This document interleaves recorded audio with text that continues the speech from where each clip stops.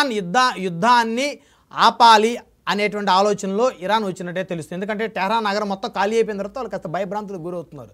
So గత అనుభవాల దృష్ట్యా ఇజ్రాయెల్ బలమైన మిసైల్స్ను ప్రయోగిస్తున్నటువంటి భయంతో సో వాళ్ళు ఇప్పుడు కాస్త డౌన్ అవుతున్నట్టే స్పష్టంగా కనపడతా ఉంది. సో ఇజ్రాయెల్కి ఏం కావాలి ఇంకా?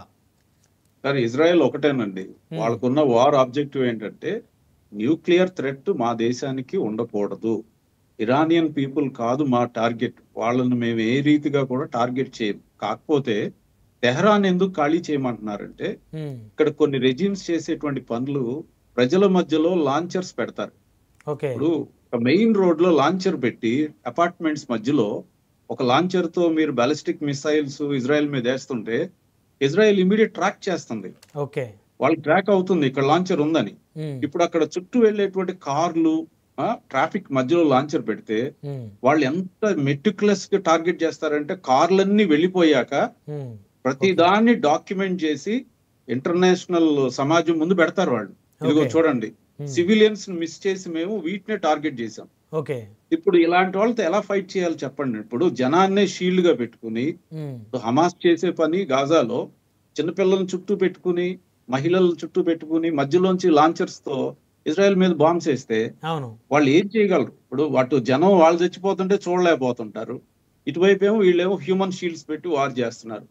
ఇక్కడ ఏంటంటే అండి బ్రహ్మనాయుడు గారు ఓన్లీ థింగ్, ఆ ఇరాన్ లో ఉన్నటువంటి రెజీమ్ వీక్ అయిపోతే, ఇప్పుడు ఇజ్రాయెల్ యొక్క మెయిన్ ఏం ఏంటంటే రెజీమ్ వీక్ అయిపోతే నెక్స్ట్ వచ్చేటువంటి ఆల్టర్నేటివ్ రెజీమ్ తో వాళ్ళు ఒక ఒప్పందం చేసుకుని వాటన్నిటిని కూడా డిస్మాంటిల్ చేసి ఇంటర్నేషనల్ అటామిక్ ఎనర్జీ వాళ్ళ ఆధ్వర్యంలో ఆ ఫోర్దో అనేటువంటి ఒకటి ఉందండి మేజర్ థింగ్.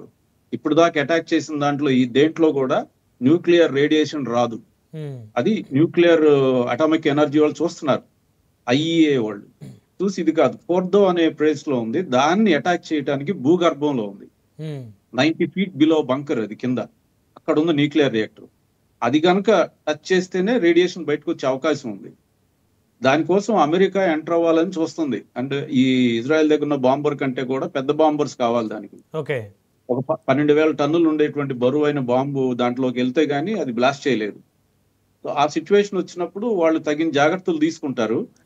ఈ మీన్ టైం ఏం చేస్తున్నారంటే ప్రజల్ని సురక్షిత ప్రదేశాలకు వెళ్ళమంటున్నారు. ఎందుకంటే టెహరాన్ లోనే 10 న్యూక్లియర్ అనుబంధ ఫ్యాక్టరీలు ఉన్నాయండి. సో ఇప్పుడు ఆ అనుబంధ ఫ్యాక్టరీలన్నీ కూడా కొలాప్స్ చేయాలనేటువంటి నిర్ణయం ఇజ్రాయెల్ తీసుకుంది ఉంది. అందుకనే వాళ్ళకి ముందే లీఫ్లెట్స్ అలాగే ఫార్సీ భాషలో వాళ్ళకి వీడియో మెసేజ్లు పంపిస్తున్నారు. మీరు అక్కడ ఉండొద్దు, ఇక్కడ నుంచి సురక్షితంగా ఉండండి అని చెప్పి ప్రజల్ని పక్కకు పంపిస్తున్నారు. సో వాళ్ళు రెస్పాన్సిబుల్ గానే చేస్తున్నారు. But end of the day ఏంటంటే 220 మంది సామాన్య